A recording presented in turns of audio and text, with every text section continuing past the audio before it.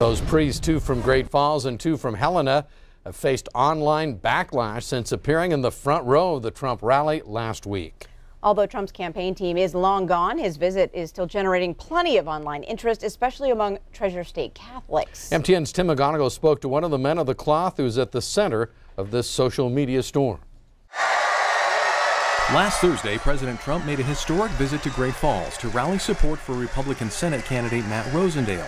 His speech energized a packed house, while it also stirred up social media with the presence of 4 prominently placed Catholic priests. I in no way intended for my presence to be like a full-fledged endorsement from the Catholic Church for the president. I don't even stand by all of the president's policies. It was just the purpose for being there was, I'm pro-life. And Father Garrett Nelson was one of 2 priests from the Diocese of Great Falls Billings at the rally. The others were from the Diocese of Helena. Bishop Michael Warfel of Great Falls says he was not aware the priests were attending and that the diocese has a clear policy on political activity. We're not supposed to even be involved in partisan political activity. It's allowable to be involved as a private citizen, but not in a partisan nature.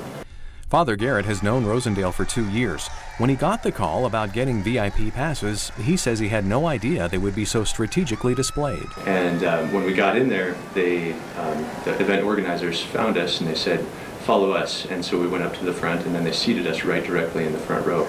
And so we weren't expecting to be there. In a statement on Facebook, Bishop Warfel says the priests understand they should not have been dressed in clerical attire, and they apologized for upsetting anyone. My priesthood is my identity. I'm not, it's not just a job, it's who I am, right? And it was kind of the weighing, back and forth. Do I try and hide that, or do I just be who I am? And in hindsight, that was probably a foolish decision, especially because it could be used for political advancement or political gain on the part of somebody else. Bishop Warfel says upon review by him and others, he doesn't see the priest clapping at what many perceived as disparaging remarks by the president. Both the bishop and Father Garrett would like to see less social media backlash and more civil discourse. In Great Falls, Tim McGonigal, MTN News. Bishop Warfel says, excuse me, Jeanelle. Bishop Warfel says he feels rather that Father Garrett is doing an excellent job. The other Great Falls priest involved is Father Ryan Erlenbush of the Corpus Christi Parish in Great Falls. Now, Father Ryan, who grew up in Billings, was also recently critical of a Billings Catholic Schools fundraiser because 2 volunteers were gay. But Bishop Warfel says Trump's rally and the fundraiser are 2 different issues and no disciplinary action will be taken. Montana Senator Steve Daines back from his trip to Russia last week, where he traveled with a delegation of fellow Republican lawmakers. He tells MTN the group delivered a very direct message to Russian officials to stay out of the U.S. elections. He says the delegation met with Russian lawmakers and Russian Foreign Minister Sergei Lavrov. Daines said he and others told Lavrov Russians should not interfere with U.S. elections this year or in the future. When asked why no Democratic lawmakers made the trip, Senator Daines said the GOP officials felt the message would carry greater political weight coming from Republicans. The delegation, he said, also told the Russians they must respect the sovereignty of Ukraine and do more to bring peace to war-torn Syria. Now, Daines returned to the U.S. on July 4th and flew back to Montana with President Trump on Air Force One last Thursday. President Trump scheduled to meet with Russian President Vladimir Putin next Monday in Helsinki. Authorities are now releasing the name of a young girl who died from injuries she suffered in a crash southeast of Hardin last week. Bighorn County Coroner Terry Bullis says 5-year-old Faith Deputy of Hardin was a passenger in a vehicle that crashed into a horse. It happened on the I-90 frontage road southeast of Hardin on Friday afternoon. The young girl passed away Saturday evening at the hospital. Bullis tells us a rumor that the girl was riding the horse at the time of the crash is not true. A Texas teenager is dead after a weekend ATV crash in Park County, Wyoming. 14-year-old Maximilian Finney of the Woodlands, Texas, was killed after the ATV he was driving tipped over and landed on top of him. Authorities say the teen's father owns 2 cabins on Squaw Creek Road in Crandall and had sent his son from the cabin to the other cabin to let family members know dinner was ready. About 30 minutes later, a passerby found Finney pinned underneath the ATV. The release states Finney was driving too fast when the ATV started to slide off the road and tip. Finney was not wearing a helmet.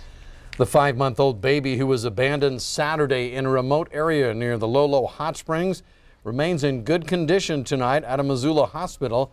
The suspect accused of abandoning him now facing felony charges. Brenda Bassett with the Missoula County Sheriff's Office says the young boy survived the ordeal, suffering only minor scrapes and bruises after having to spend 9 hours in the wilderness. The child has now been placed in the custody of Montana Child and Family Services, and the investigation continues. The suspect, 32-year-old Francis Crowley, is jailed in Missoula County, facing charges of criminal endangerment. Officials, though, say he likely will face additional charges when he appears in Missoula County Justice Court tomorrow.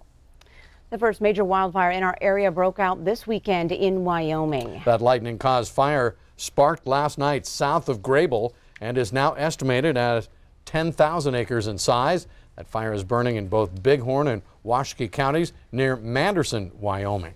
Our chief forecaster Bob McGuire joining us here on set tonight with more on the fire danger forecast. And I'm afraid to say it, Bob, but here we go again, huh? Well, you know, we had a very wet winter, very wet spring, and now we started to dry out. We got into those 90s and 100s, and so here is your fire danger forecast map. As you'll see here, basically all your big cities, that's where we have our best and most fire danger right now. You can see just south of Billings, we have a high to very high fire danger. In the plains part of the state, it's generally just low to moderate. It's not too bad, but around Havre, over there in northeastern Montana, we also have some very high and very high fire danger in that area. So it's starting to fire up and get really hot. And because of that now, take a look at the air quality. Here in the Billings area, our air quality is now considered moderate. Just about everywhere else, though, is good. Of course, our air quality is probably affected by that fire, that 10,000 acre fire down in Wyoming. So all that smoke's starting to move up here. It's just a matter of time, as Jay said, and it looks like that time is now. Back to you guys.